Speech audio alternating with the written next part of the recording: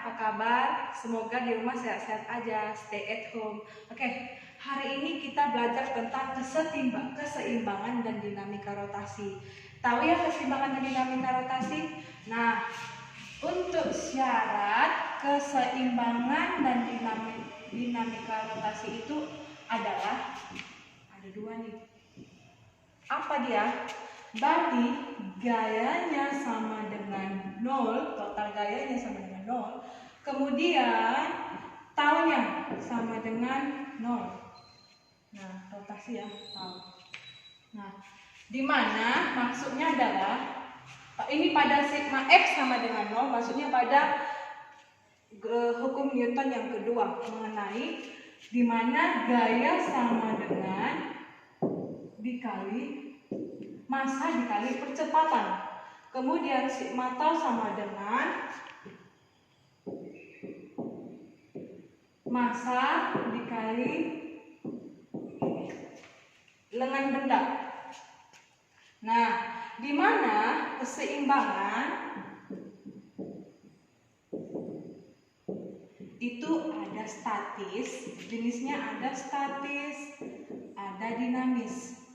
Ya. Keseimbangan itu ada statis dan dinamis. Nah, di mana keseimbangan statis itu merupakan keseimbangan benda pada saat diam. Pada saat diam. Nah, kemudian dinamis benda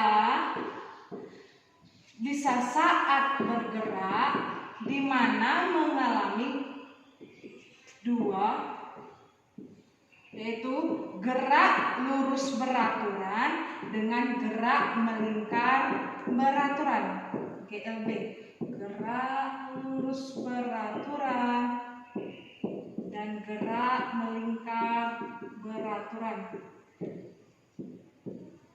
Gerak melingkar beraturan.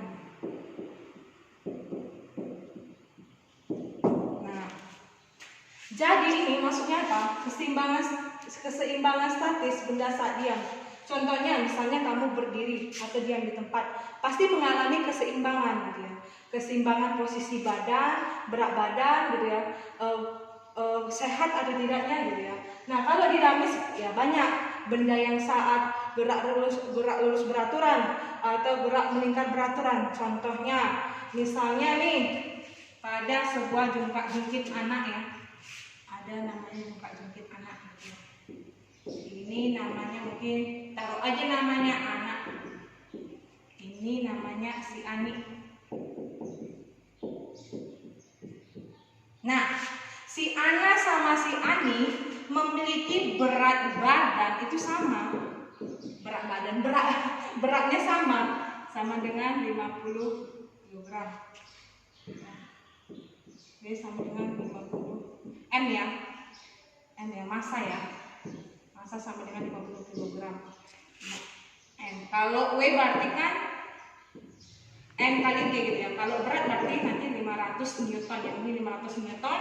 W kan tadi sama dengan berat beban sama dengan massa dikali gravitasi gitu ya. Nah, berarti kalau ini nanti hasilnya 500 Newton gitu ya. Sama ya, 50 kg. Nah, posisinya juga sama, mereka di belakang posisinya. Nah, keseimbangan itu apa maksudnya? Ini dia. Ada lengan bebannya. Di mana lengan bendanya? Ini namanya atau disebut R. Nah, ini dia maksudnya keseimbangan. Nah, sama masanya dan juga gaya yang bekerja pada mereka ini berdua ini sama gitu. Jadi nanti misalnya berarti nanti kalau misalnya kan X sama dengan M kali A, ini masanya sama, percepatannya sama, berapa kali per detik gitu ya, sama. Nah, itulah yang namanya aplikasi pada keseimbangan pada sebuah benda gitu ya, pada sebuah benda yaitu jungkit gitu. Nah, apalagi misalnya pada sebuah engsel pintu gitu ya. Kalian pasti tahu ya engsel pintu juga memiliki juga namanya lengan benda gitu ya. Ketika bendanya diturunkan maka keseimbangannya terjadi gitu ya, maka dia terbuka gitu ya, bentuknya terbuka. Nah kemudian ada juga pause aja dulu. Oke, nah di kesetimbangan statis itu ada namanya kesetimbangan stabil, terdiri dari 3 ya, kesetimbangan stabil, kesetimbangan labil, kesetimbangan netral. Nah, apa itu kesetimbangan stabil? Nah, di mana benda mengalami penaikan titik berat benda. Sedangkan pada saat kesetimbangan labil, dia itu berarti lawannya. Berarti dia mengalami penurunan titik berat benda. Nah, sedangkan apa? Kesetimbangan netral adalah tidak mengalami namanya penaikan ataupun penurunan titik berat benda. Nah, ini ya. Lalu contohnya nih, seperti apa Bu? Misalnya ada sebuah benda pada lantai yang miring gitu ya, bidang miring, kemudian ada benda gitu ya. Nah, di saat posisinya di atas, maka kesetimbangannya stabil, naik, titik beratnya naik. Nah, ketika dia sudah di bawah sampai ini namanya titik beratnya turun, titik berat turun. Nah, netral apa? Sama kayak dia, tidak mengalami naik dan turun. Ini dia netral. Nah, kemudian kita ke contoh soal. Nah, pada contoh soal nih, jika benda dalam keadaan diam dan tentukan besar pada tegangan kedua tali tersebut. Nah, di sini ada tali nih, seperti pada katrol ya, katrol. Di mana pada seperti bisa juga pada dibayangkan pada sumur gitu, sumur pada katrolnya, katrol pada yang diletakkan pada sumur gitu ya. Di mana ini berat bebannya sama dengan 200 Newton. Berat bebannya 200 Newton. Sudutnya 30 derajat.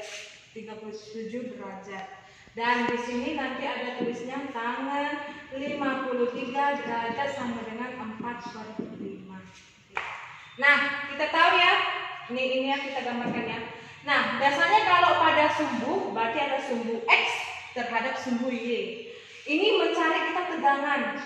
Tegangan pasti sama dengan T gitu ya. Nah, tahu ya, kita gambarkan dulu ya. Misalnya pada segitiga siku-siku gitu ya, segitiga siku-siku. Nah, kita tahu katanya tadi sudut 37 derajat gitu ya. Otomatis kalau di sini 37 derajat berarti di sini 53 derajat. Karena apa?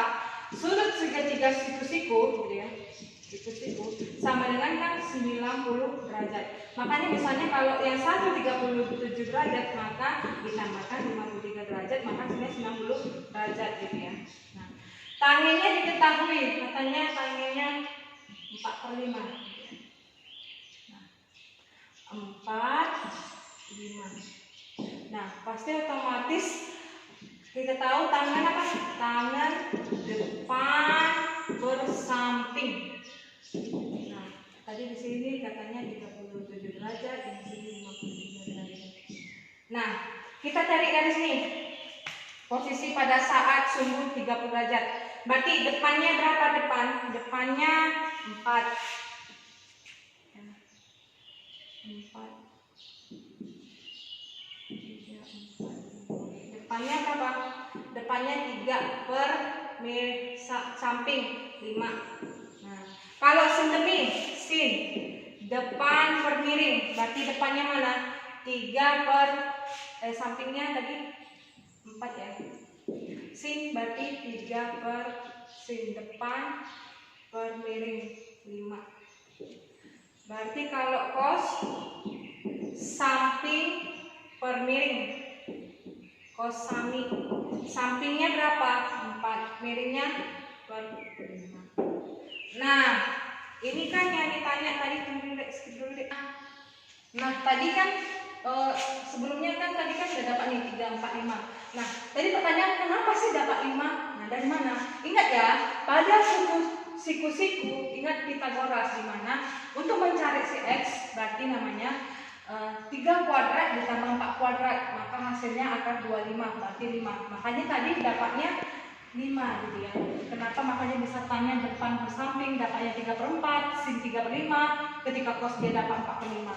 Nah, di sini nah, pada gambar nih kan tadi katanya kan sama nih ya gambarnya ya. Nah, terhadap tegangan 2x, ini terhadap x, ini terhadap sumbu y gitu ya. Nah, bisa kita misalnya mencari sigma x sama dengan 0. Nah, maka terhadap sumbu x berarti T2x dikurangkan T1 sama dengan 0. Nah, bisa kan kita tulis T2x sama dengan T1 sayang. Nah, lalu untuk sigma Fy sama dengan 0. Nah, berarti sama dengan di mana terhadap sumbu y ya. Nah, terhadap sumbu y berarti T2 dikalikan dengan T2y gitu ya. Ini sumbu y, T2y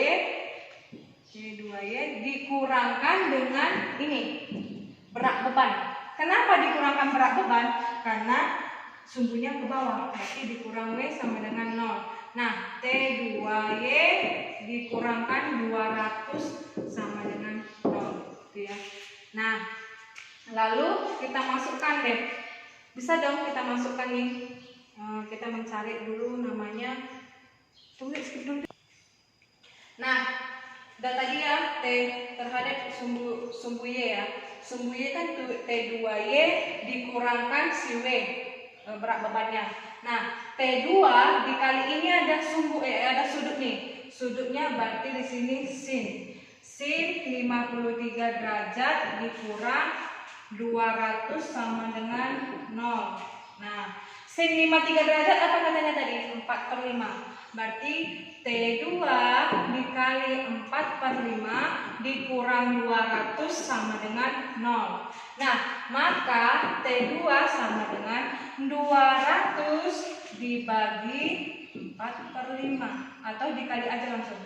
Dikali 5/4, jadi dibalikannya 5/4. Nah, 200 dibagi 4 hasilnya 50. Maka T2 sama dengan 50 dikali 5 sama dengan 250 N gitu ya. Ya, N. Lalu kemudian untuk mencari T1 terhadap T1 ya. Kita mencari terhadap T1 sama dengan tadi nih. T1 sama dengan T2X. Maka T2X terhadap sumbu X.